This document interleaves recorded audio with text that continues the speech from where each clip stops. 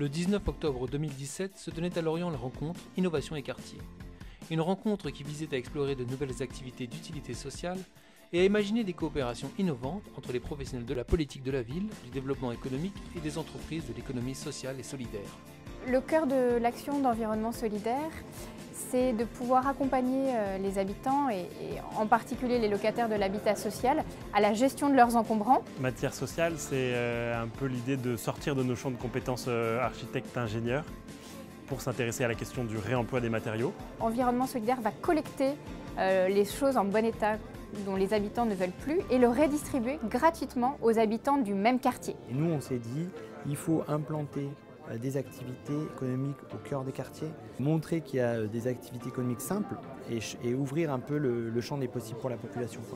Beaucoup d'habitants du quartier de Bellevue n'ont pas de voiture ou n'ont pas l'habitude, même s'ils ont une voiture, d'aller en déchetterie.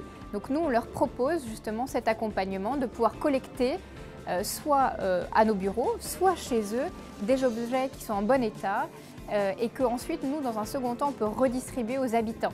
Il ne s'agit peut-être pas que de regarder l'ensemble, réemployer l'ensemble du bâtiment, mais d'aller sélectionner certains éléments, aller avec une équipe avant la démolition, parce que c'est bien ce temps-là qui est en jeu. Nous, on envisage la création d'une micro-ferme sur le quartier, qui serait accessible à des personnes qui n'ont pas de qualification agricole. Concrètement, pendant 2 ans, on va porter une micro-ferme, on va salarier des habitants du quartier et au bout des 2 ans, on veut transmettre cette ferme, donc qui est 2 personnes qui rachètent l'équipement et qui s'installent à leur compte. L'originalité du projet, c'est de recruter une équipe qu'on appelle des opérateurs de quartier, qui sont tous des habitants de ce même quartier. Tout le monde a envie que les choses changent. Voilà, il y a des énergies qui vont vers ces changements-là autour de l'économie circulaire, du réemploi dans le bâtiment. En réunissant un petit peu les forces vives, on pense que oui, on est en capacité de transformer le quartier.